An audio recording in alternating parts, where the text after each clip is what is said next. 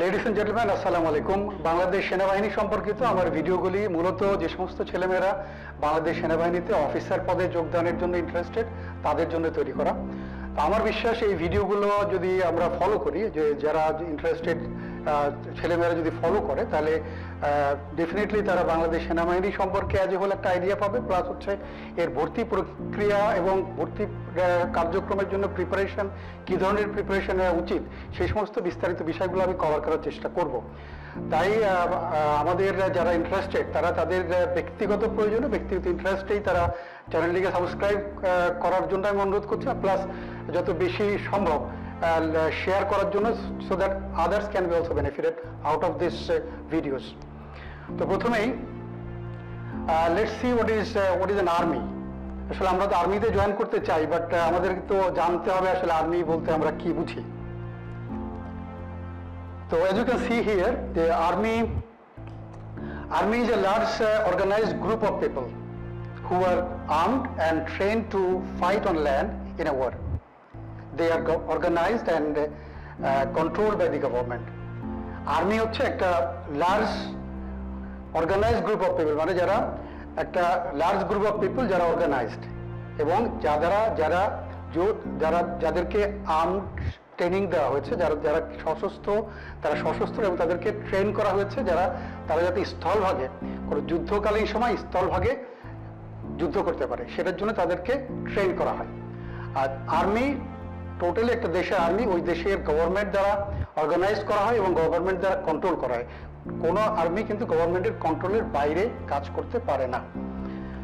তো এখন দেখি আমাদের বাংলাদেশ সেনাবাহিনী আসলে আমরা কি ধরনের কাজে মূলত আমরা এনগেজ থাকি, বা কি ধরনের রেসপন্সিবিলিটি আমরা করে থাকি, বা role of Bangladesh army. As you can see here, to defend the sovereignty and internal integrity, আমাদের দেশের সার্বভৌমত্ব এবং স্বাধীনতা রক্ষার কাজে বাংলাদেশ সেনাবাহিনী কাজ করে থাকে। To plan and develop the mobilisation of civil resources in support of land operations, যখন কোনো ল্যান্ডে বা স্থলভাগে যখন কোনো অপারেশন পরিচালনা করা হয়, সেই অপারেশন পরিচালনা করার জন্য সিভিল রিসোর্সগুলোকে মোবিলাইজ করার দায়িত্বে নিয়োজিত থাকে। Then to aid the civil administration in maintenance in internal security and law and order situation when assigned, যখন অথরিটি থেকে বা সরকার থেকে যখন দায়িত্ব প্রদান করা হয় যে দেশের আভ্যন্তরীণ আইন শৃঙ্খলা রক্ষা করার কাজ পরিচালনা করার জন্য, তখন সেনাবাহিনী সেই কাজ পরিচালনা করে থাকে, সেই দায়িত্ব পালন করে থাকে।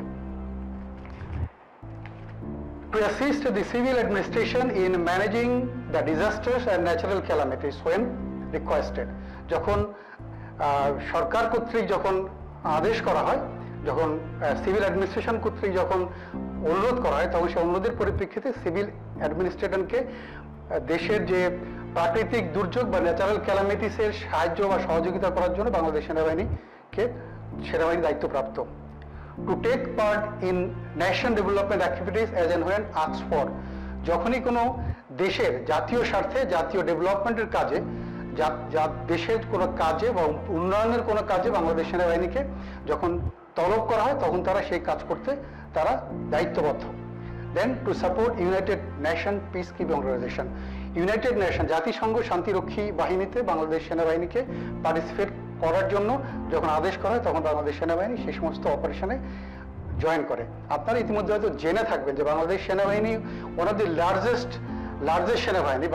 ইউনাইটেড নেশনের পিস কিপিং মিশনে যত দেশের আর্মি কাজ করছে, তার ভিতরে বাংলাদেশ আর্মির কিন্তু পজিশন 1-2 এর ভিতরে আমরা সবসময় থাকি। So we are the one of the largest contributor in the United Nations peacekeeping forces. এবং আপনারা জেনে হয়তো সব আনন্দিত হবেন যে আমাদের যে ফোর্সগুলো বা আমাদের যারা যে সমস্ত শান্তিরক্ষী বাহিনী দেশের বাইরে গিয়ে কাজ করেছেন, তারা এত বেশি সুনাম অর্জন করেছেন যে সারা বিশ্বে বাংলাদেশ সেনাবাহিনীকে এক নামে সবাই চিনে। তো দ্যাট ইজ এ ভেরি আমাদের গর্ব করার মতো একটা বিষয়। আমি এখানে কিছু ছবি এনেছি, আপনারা দেখতে পাচ্ছেন যে এখানে আমাদের যে ন্যাচারাল ডিজাস্টার হয়েছিল অতীতে, সেই সমস্ত জায়গায় বাংলাদেশ সেনাবাহিনী কীভাবে কাজ করেছিল। দেন ইউনাইটেড নেশনের সাথে আমাদের বাংলাদেশ সেনাবাহিনী কিভাবে কাজ করে, কিভাবে একত্র হয়ে কাজ করে, সেটা আপনারা এই স্লাইডের মাধ্যমে বা এই ছবিটার মাধ্যমে দেখতে পাচ্ছেন।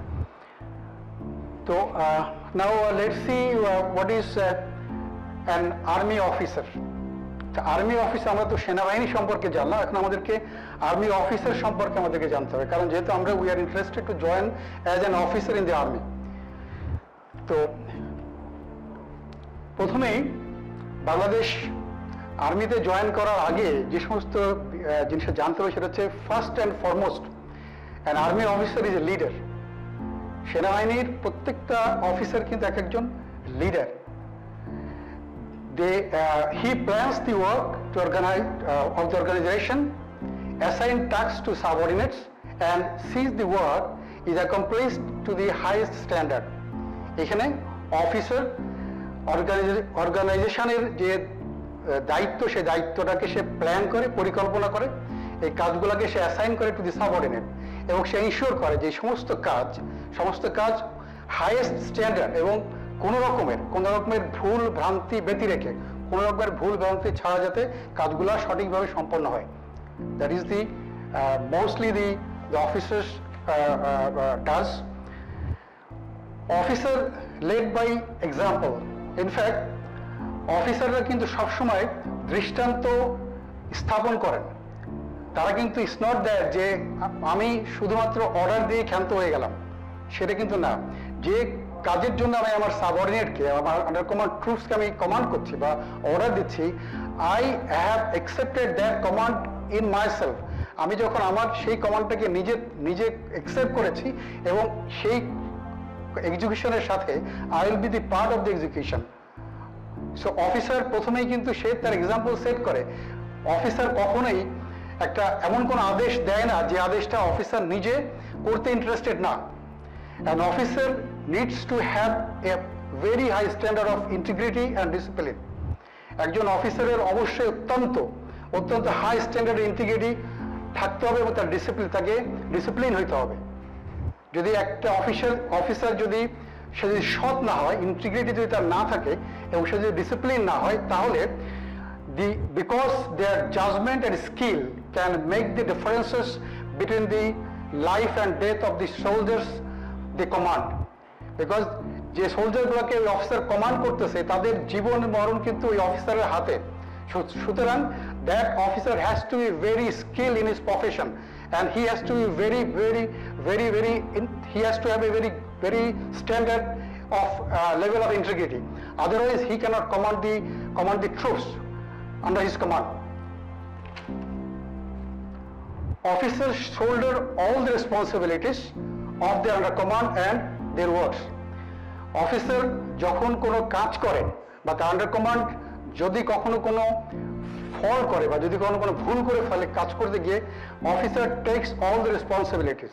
অফিসার কখনোই কিন্তু তার দায়িত্বকে অন্যের উপরে বা তার রেসপন্সিবিলিটি সে অন্য কারোর উপরে ঘাড়ে দোষারোপ কখনোই সে করে না। He takes all the responsibility, and that is the uniqueness of an army officer, that he never dispose of the responsibility to other soldiers. সে যদি কোনো কাজ সাফল্যের সাথে যদি তার টিম যদি কোনো কাজ সাফল্যের সাথে করে, তাহলে সেই কাজের টোটাল যে সাবাসী যেটাকে আমরা বলে থাকি, সেটা he gives to the troops, তার আন্ডার কমান্ডকে দিয়ে থাকে, এবং যত রেসপন্সিবিলিটি, যত ফলিস যেগুলো আছে, যত ভুল ভ্রান্তি যেগুলো আছে, সমস্ত দায় দায়িত্ব কিন্তু সে he shoulders all this responsibility to him. তো that is the uniqueness of the army officer. Okay, so তোমরা যারা আর্মি অফিসার হিসেবে জয়েন করতে আগ্রহী, তাদেরকে এই বিষয়গুলোকে সবসময় মনে রাখতে হবে।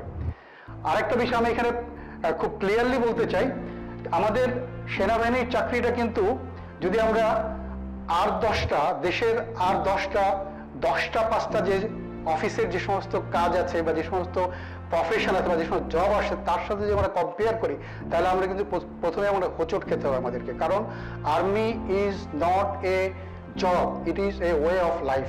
You must always remember that army is not a job, it is a way of life.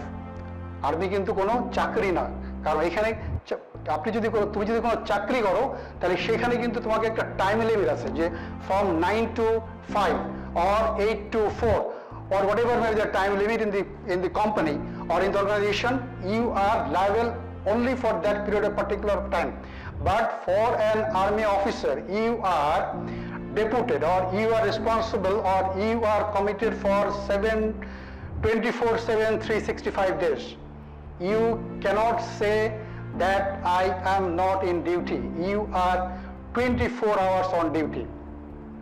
So gentlemen, you must be remembering all these things. যদি আমরা যদি ওই মাইন্ডসেটটা নিয়ে আসি যে আমি অন্য 10টা চাকরির মতো চাকরি হিসেবে আর্মিকে কনসিডার করে যদি আমরা আর্মিতে যোগদান করি তাহলে আমি I will be very much disheartened because you got to have this sacrifice mind or you got to have that discipline in you that you are 24 hours on job. Army is not a job, it is a service to the nation and the people of the country. Remember, this is not a job, this is a way of life. Thank you very much.